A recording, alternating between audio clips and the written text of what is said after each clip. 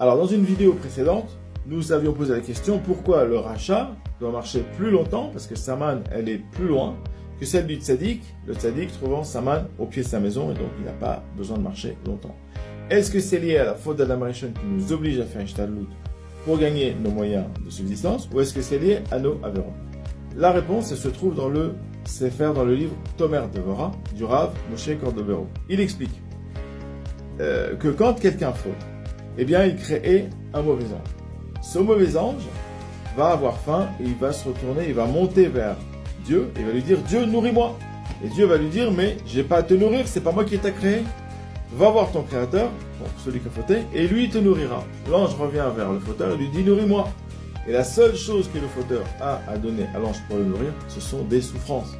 Alors comment le mauvais ange va faire souffrir le fauteur? Eh bien il va interposer un écran entre le fauteur et la parnassa mina shamaim, c'est-à-dire la manne, qui devrait revenir directement au fauteur facilement. Mais là, comme il y a un écran, eh bien, pour réussir à acquérir, à obtenir ces moyens de subsistance, il va falloir traverser cet écran interposé par le mauvais ange.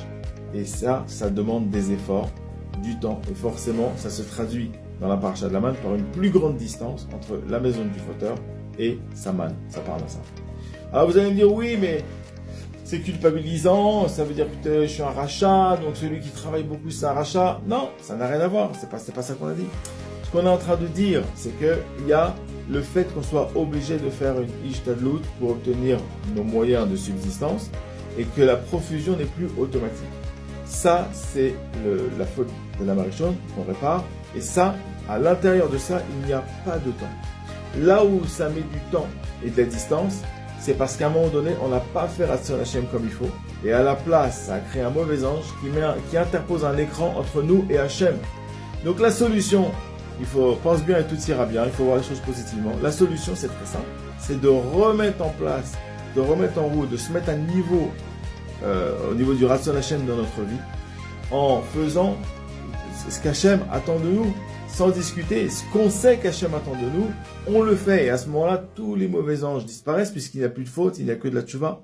Et à ce moment-là, le shefa revient. Il faut encore faire un shtadlut, mais beaucoup moins. Donc on a plus de temps pour étudier, on a plus de temps pour sa femme, pour sa famille, on a plus de temps pour nos plaisirs spirituels. Et à ce moment-là, en fait, on redevient le tzaddik de la parashat Aman, qui, lorsqu'il ouvre la porte de sa maison, eh bien, il trouve sa manne directement au pied de sa maison et il a plus de temps et il peut jouir de la lumière de ce monde et préparer l'Olam Haba. Shabbat Shalom.